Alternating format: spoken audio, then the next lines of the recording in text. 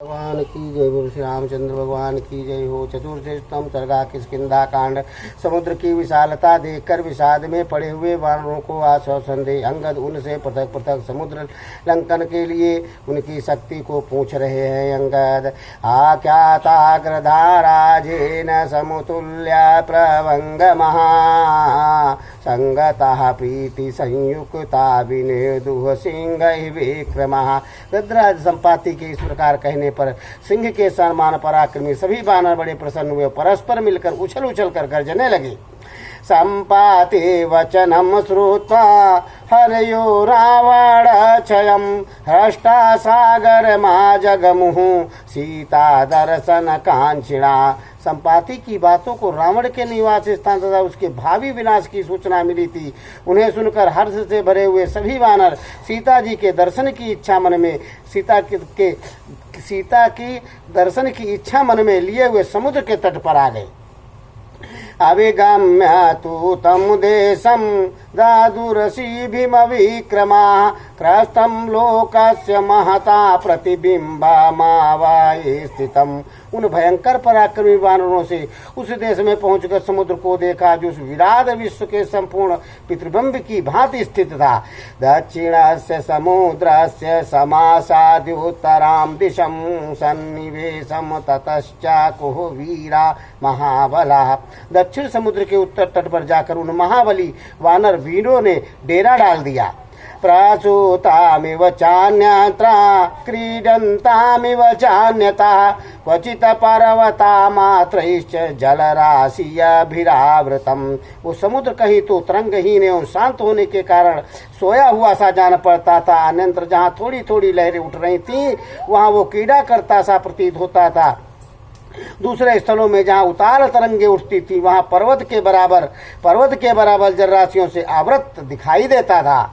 संकुल दानवेन्द्रेश्च पाताल तलयः वासिवा संकुलं दानवेन्द्रेश्च पातालातलवासिवा रोमहर्षकरं दृष्ट्वा विषेदुः कपिया कुंजरा। वो सारा समुद्र पाताल निवासी दानवराजों से व्याप्त था। उस रोमांचकारी महासागर को देखकर वे समस्त श्रेष्ठ वानर बड़े विषाद में पड़ गए। कितना बड़ा समुद्र कैसे लांघेंगे हम लोग। आकाशामिव दुष्पारं सागरं प्रेक्षहि वानरः विषेदुः सहिता सर्वे कथं कार्यामिति ब्रुवन्। आकाश के समान दुर्लभ समुद्र पर दृष्टिपात करके हुए वानर सब अब कैसे करना चाहिए ऐसा कहते हुए एक साथ बैठकर चिंता करने लगे। विचरणां वाहिनीं दृष्ट्वा सागरस्य निरीक्षणात् आश्वायामास हरीन् भरयातान् हरिसत्तमः। उस महासागर का दर्शन करके सारी वानर सेना को विषाद में डूबी हुई देखकर श्रेष्ठ अंगद उन भयातुर वानरों को आश्वासन देते हुए बोले, ना विषादिः मनः कार्यं विषादो दोषहि वत्तरः विषादो हन्ति पुरुषं बालम क्रोध इवोरगः। वीरो, तुम्हें अपने मन को विषाद में नहीं डालना चाहिए क्योंकि विषाद में बहुत बड़ा दोष है। जैसे क्रोध में भरा हुआ सांप अपने पास आए हुए बालक को काट खाता है, उसी प्रकार विषाद पुरुष को नाश कर डालता है। यो विषादं प्रसहते विक्रमे समुपस्थिते तेजसा तस्य हीनस्य पुरुषार्थो न सिद्धयति। जो पराक्रम का अवसर आने पर विषादग्रस्त हो जाता है उसके तेज का नाश हो जाता है, उस तेजहीन पुरुष का पुरुषार्थ सिद्ध नहीं होता है। अंगद अपने वानरों को समझा रहे हैं। तस्याम राजाम व्यतीताया अंगदो वानरैः सा तस्या रात्र्याम व्यतीतोया मंगदो वानरैः सा हरिवृद्धे समागम्य पुनर्मंत्रयत। उस रात्रि के बीत जाने पर बड़े बड़े वानरों के साथ मिलकर अंगद ने पुनः विचार किया। सा वानराणां ध्वजिनी परिवार्यंगदं बभौ वासवं पर्यवार्ये वा मरुताम वाहिनी स्थिता। उस समय अंगद को घेर कर बैठी वानर की यह सेना इंद्र को घेर कर स्थित देवताओं का विशाल वाहिनी के समान शोभा पाती थी। सब बैठ गए आकर के मीटिंग ऐसी होने लगी। को नस्ताम वानरीम सेना शक्ता स्तभयुतुं भवेत् अन्यंत्र वालितनयया तत्र चायहयः हनुमतः। वालिपुत्र अंगद पवन कुमार हनुमान जी को छोड़कर दूसरा कौन वीर है जो उस वानर सेना को सुस्थिर रख सकता है। ततस्तान हरिवृद्धांच तच्च सैन्यमरिंदमं ततस्तान हरिवृद्धांच तच्च सैन्यमरिंदमं अनुमन्यांगदं श्रीमान वाक्यामतं ब्रवीत। शत्रुवीरों का दमन करने वाले श्रीमान अंगद ने उन बड़े बड़े वानरों का सम्मान करके उनसे यह अर्थयुक्त बात कही। काम इदानी महातेजा का इदानी महातेजा लंका यति सागरम कहा करिष्यत सुग्रीवम सत्य संधमरिंदमम। सज्जनों, तुम लोगों में कौन सा महातेजस्वी वीर है जो इस समय समुद्र को लांघ जाएगा, शत्रुदमन सुग्रीव को सत्य प्रतिज्ञ बनाएगा। जो सुग्रीव ने प्रतिज्ञा ली है। को वीरो योजनम शतम लंकयेत प्लवंगमः को वीरो योजन शतम लंकयेत प्लवंगमः इमाश्च यूथ पान सर्वाना मोचयेत को महाभयात।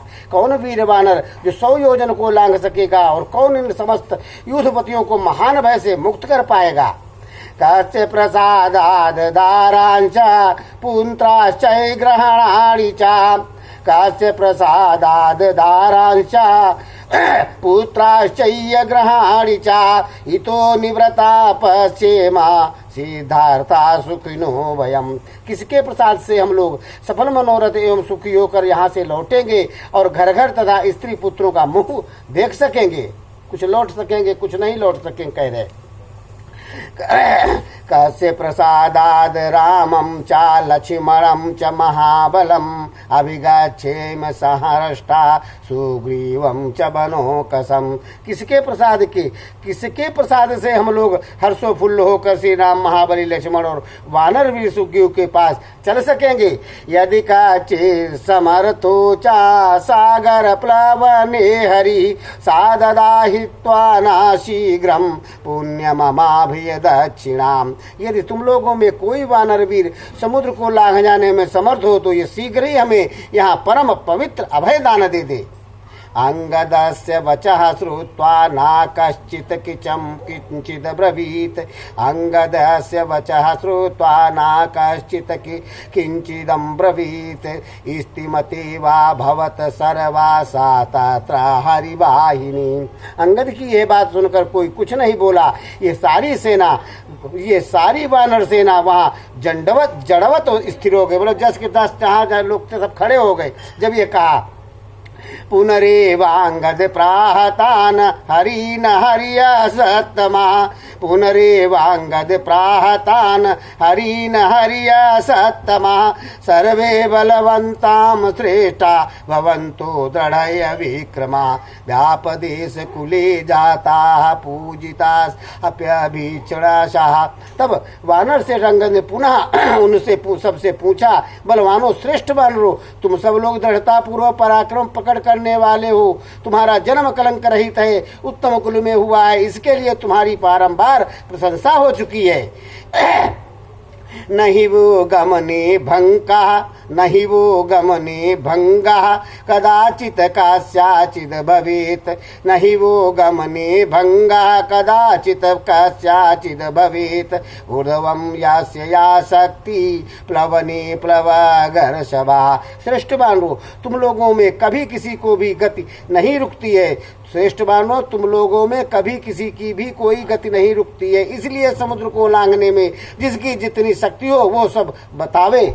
इत्यार्षे श्रीमद् रामायणे वाल्मीकि आदि काव्ये किष्किंधा कांडे 64वां सर्गा 64वां सर्ग। इस प्रकार श्री वाल्मीकि निर्मित हर्ष रामायण आदि काव्य का किष्किंधा कांड का 64वां सर्ग पूरा हुआ। बोलो श्री रामचंद्र भगवान की जय हो। बोलो वाल्मीकि रामायण की जय हो। श्री राम जय राम जय जय राम। श्री राम जय राम जय जय राम। श्री राम जय जय राम